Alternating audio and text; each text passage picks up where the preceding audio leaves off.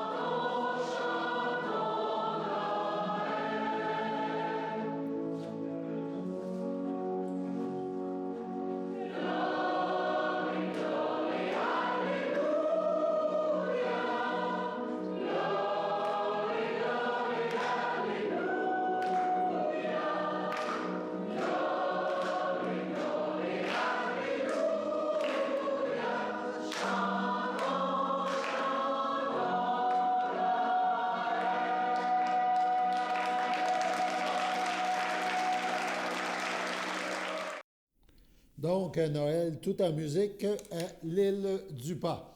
Ça sera après la pause publicitaire qu'on vous parlera du budget de l'île du Pas et l'ensemble du bulletin est presque consacré totalement à l'île du Pas, donc un suivi budgétaire après la pause.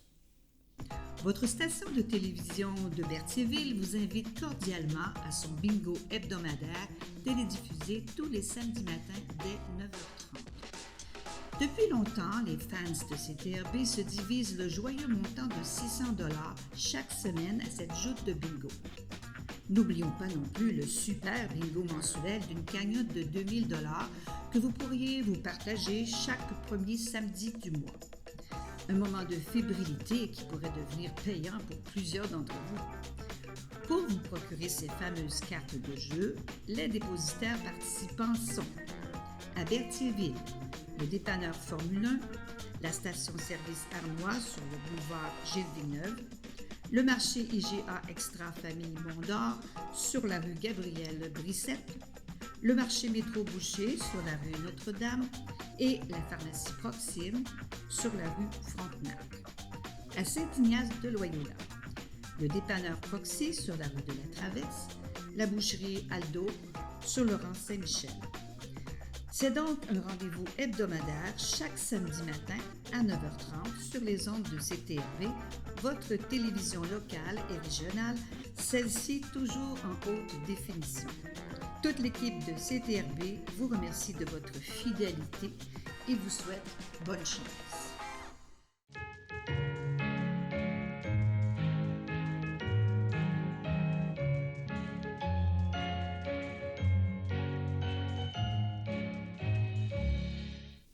Donc, les anniversaires en ce 7 janvier. La FADOC de l'île du Pas souhaite bonne fête à Claire Hérard, à François Désy et à Guy Marion. C'est votre anniversaire aujourd'hui, en ce 7 janvier. Bien, toute l'équipe de CTRB se joint à moi et vous souhaite un heureux anniversaire.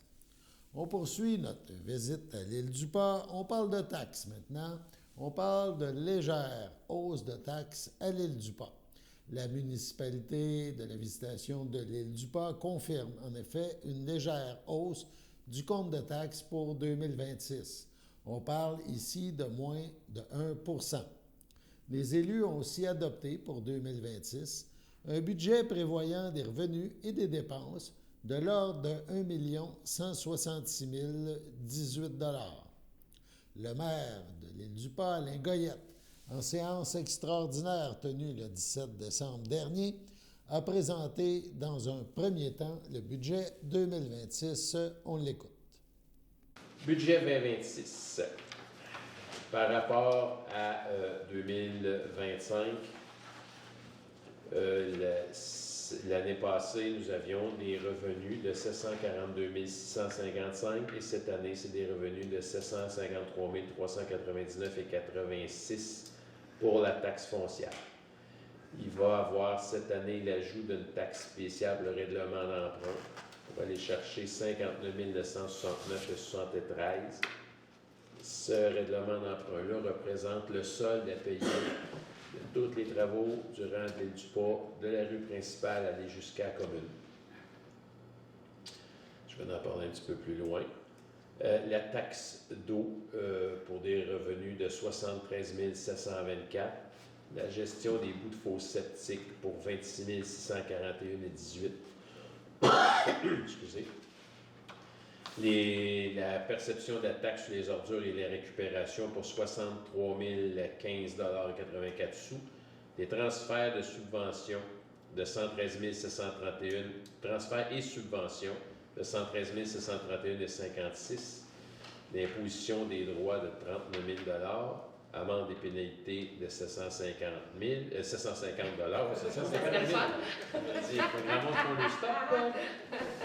Les intérêts des autres revenus pour de 35 786,64 pour un total de revenus de 1 166 018,71 par rapport à l'année passée qui était 1 090 451,15. C'est une augmentation de 6,9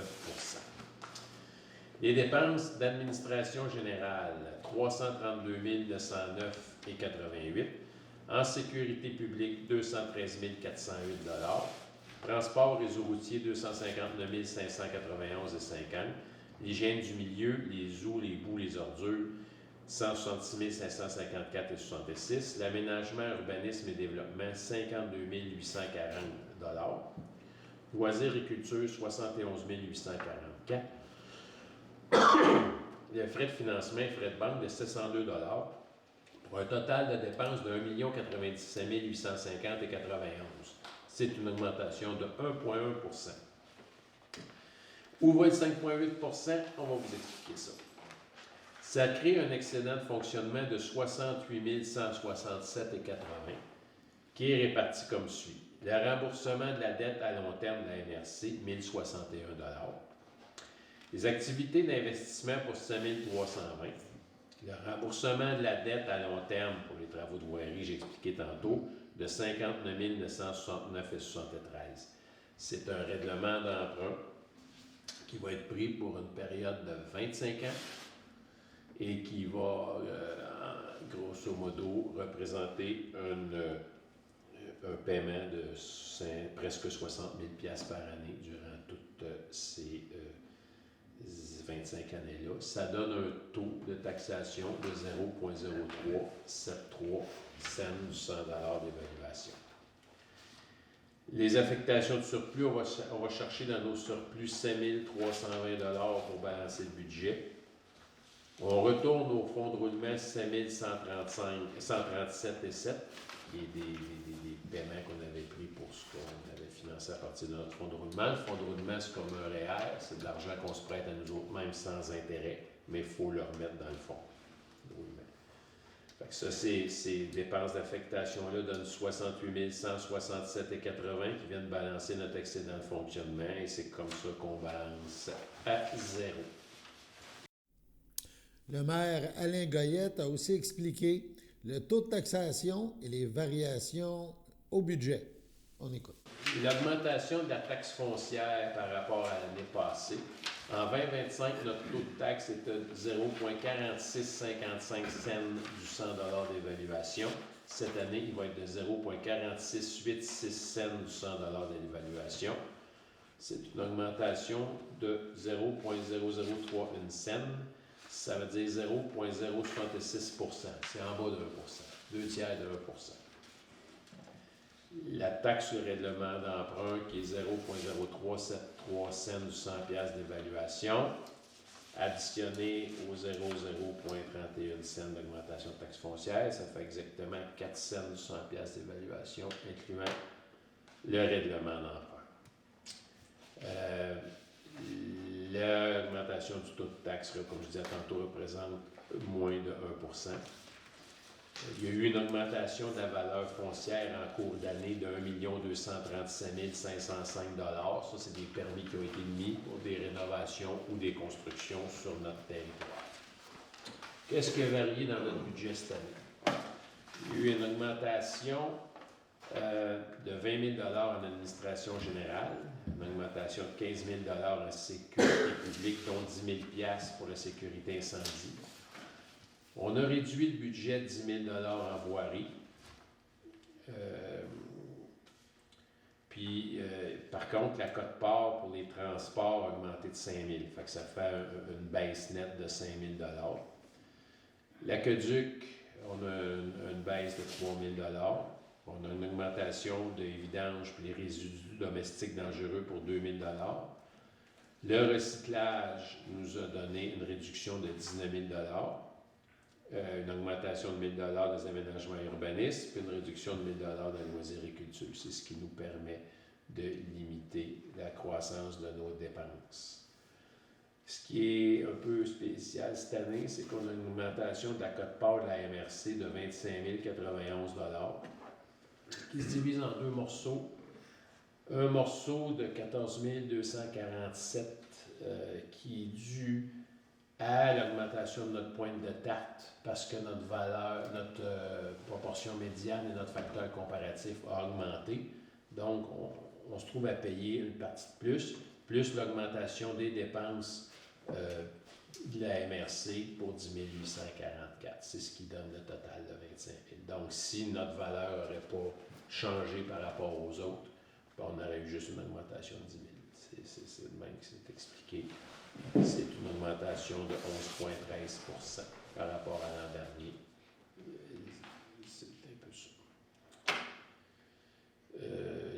Les cotes-parts totales en 2026, c'est 250 455 comparativement en 2025 à 225 364. Pour une maison de 250 000 ce que ça représente une augmentation de taxe foncière de 7,75 et pour le règlement d'emprunt de 93,25 c'est-à-dire exactement 100 de plus pour une maison de 250 000 C'est tout. Toujours lors de cette séance extraordinaire, les élus de la visitation de l'île du Pas ont adopté un plan triennal en immobilisation couvrant les années 2026, 2027 et 2028. Il s'agit d'une planification préparée par le conseil municipal de possibles dépenses en immobilisation souvent rattachées à des subventions diverses ou à du financement municipal. Le conseil municipal à l'île du Pas projette pour 933 500 $ de travaux en 2026. Réfection de 2 ponceaux, abattage de frênes, réfection du drainage pluvial sur l'île Saint-Amour, travaux au sous-sol de l'hôtel de ville, études touchant la rue de l'Église et clôture à l'hôtel de ville. Le plan pour 2027 se chiffre à 105 000 $. Il est question d'ameublement pour la salle du conseil, de travaux rue de l'Église et d'achat de tables à pique-nique. Finalement, une somme de 60 000 $ figure au plan triennal pour 2028. La raison principale, achat d'une génératrice stationnaire et installation, confection de panneaux historiques. Donc, ce plan triennal a été adopté par les élus à l'île du Pas lors de cette même séance. Sur ce, on passe à la pause.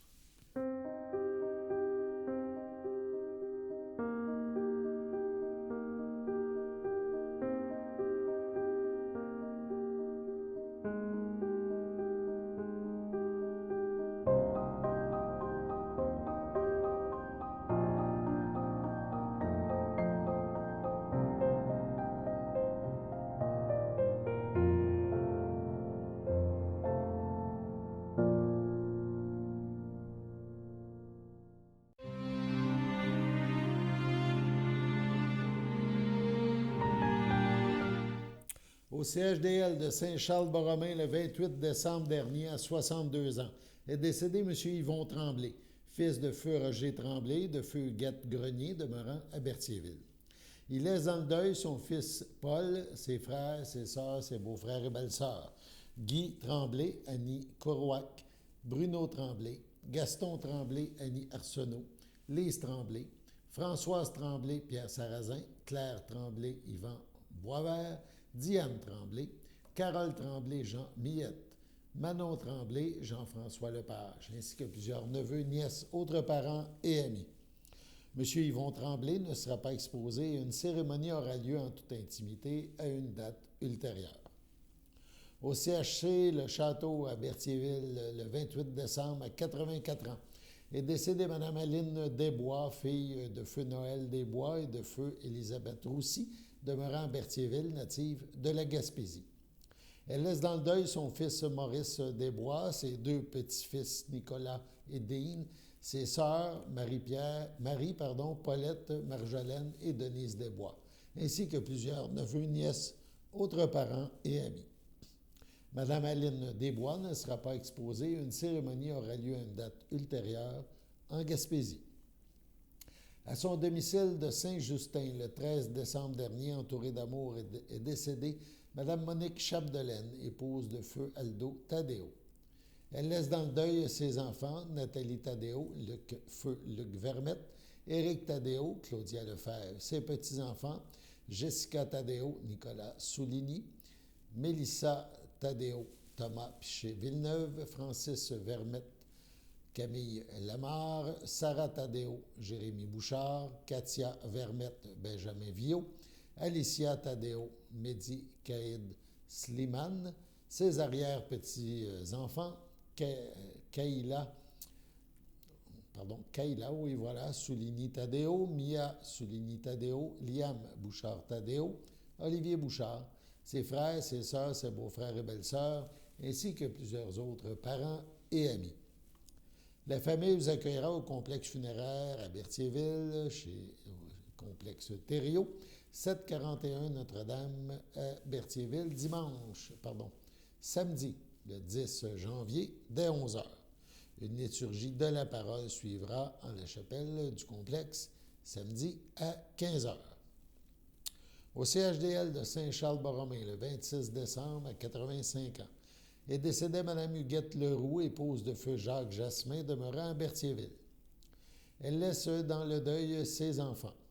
Joanne Jasmin, Johnny D'Amico, Mario Jasmin, Marilyn Michaud, Chantal Jasmin, Alain Monpetit, Manon Jasmin, Marco Saint-Laurent, Claude Jasmin, ses 12 petits-enfants, Jason, Maxime, Mathieu, Simon, Danny, Tommy, Vicky, Jimmy, Billy, Léo, Mélissa et Nancy. Ses arrière-petits-enfants, son frère et ses sœurs, Raymond Leroux, Lucette Étu, Carmen Leroux, Gilberte Leroux, ainsi que les membres de la famille Jasmin et plusieurs neveux, nièces, autres parents et amis. La famille vous accueillera dimanche 11 janvier dès midi au complexe funéraire F. Thériault, 741 Notre-Dame à Berthierville. Une liturgie aura lieu le même jour en la chapelle du complexe à 15h. À son domicile, entouré des siens, le 17 décembre dernier, à l'aube de ses 89 ans, est décédée Mme Jacqueline Bonnet, épouse de feu Fernand Brizard, demeurant à Saint-Cuthbert. L'ayant précédé son fils Martin, elle laisse dans le deuil ses enfants. Linda Brizard, Carole Vadnet, Bernard Brizard, Michel Pichette, Pierre Brizard, France Chouinard, Marie-France Brizard, Dominique Labranche. Ses petits-enfants, Jessica Vadnet, Manuel Vadnet, William Vadnet, Alexandre Brizard, Nicolas Brizard, Alexis Labranche, Frédéric Labranche et Marie-Camille Labranche, ainsi que leurs conjoints-conjointes, son arrière-petite-fille Maëva, ses frères et ses sœurs, Réal Bonnet, Normand Bonnet, Denis Bonnet, Léopold Bonnet, Lise Bonnet, Nicole Bonnet, Lucette Bonnet, Rolande Bonnet et Alain Bonnet, ainsi que leurs conjoints-conjointes. Son beau-frère Jean-Guy Brizard, feu Jacqueline Sylvestre, plusieurs neveux, nièces, autres parents et amis. La famille tient à remercier le personnel du CLSC à Berthierville, de l'hôpital Sainte-Mary à Montréal, ainsi que le personnel des soins palliatifs de l'hôpital de Joliette pour leur soutien et les soins apportés à Mme Bonnet. Plutôt que d'envoyer des fleurs, vos marques de sympathie peuvent se traduire par des dons effectués à la Société de recherche sur le cancer. Des formulaires seront disponibles au salon. La famille vous accueillera le 17 janvier à 13h au complexe funéraire Thériault à Berthierville. Une cérémonie aura lieu le même jour à 16h en la chapelle du complexe. Le 19 décembre est décédée Mme Solange Rémillard, fille de feu Gérard Rémillard et de feu Lorraine Arnois.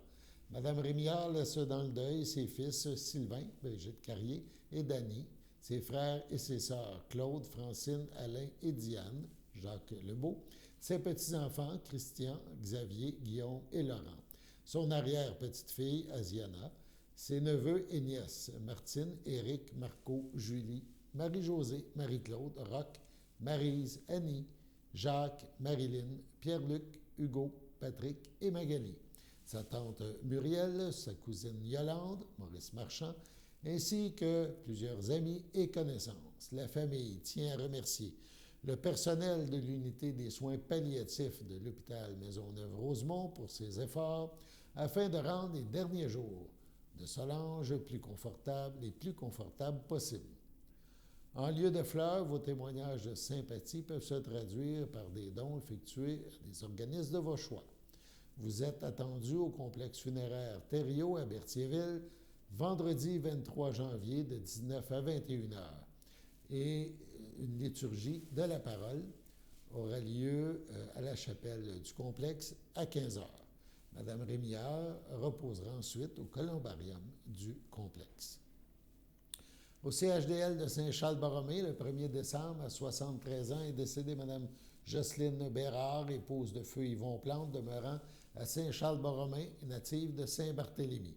Elle laisse dans le deuil ses fils, Jonathan Plante, Véronique Allard, Frédéric Plante. Ses petits-enfants, Alex-Anne, Marie, Maxime, Nathan, Mélisande, Jacob et Étienne. Ses frères, sa sœur, ses beaux-frères et belles-sœurs.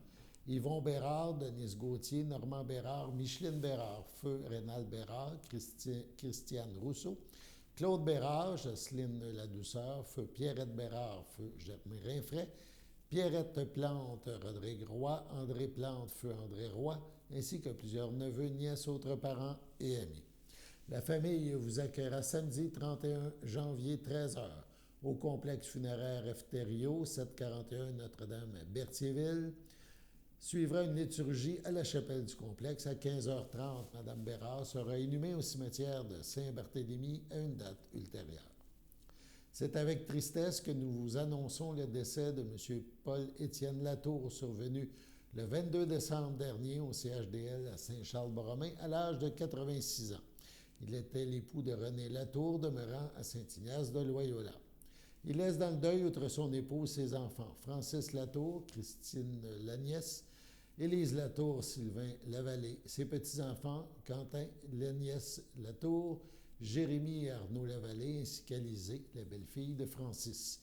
Ses frères, Régent Latour, feu Claire Latour, Claude Latour, feu Élise Valois, sa conjointe Rita Lépine, feu Jean-Charles Latour, Louise Mondou, Richard Latour, Gaétane Valois, ses beaux-frères et belles-sœurs, ainsi que plusieurs neveux, nièces, autres parents et amis. La famille vous accueillera samedi 7 février, midi, au complexe Thériault à Berthierville. Suivra une liturgie en la chapelle du complexe à 15h. Sur ce, passons à la météo.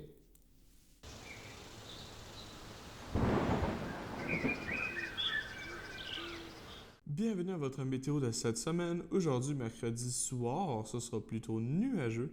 Une température de -4, un temps ressenti de -7. Mercredi nuit, ce sera nuageux avec éclaircies. Une température de -7, un temps ressenti de -11. Jeudi matin, ce sera un ciel variable. Une température de -6, un temps ressenti de -9. Jeudi après-midi, ce sera ensoleillé avec passage nuageux.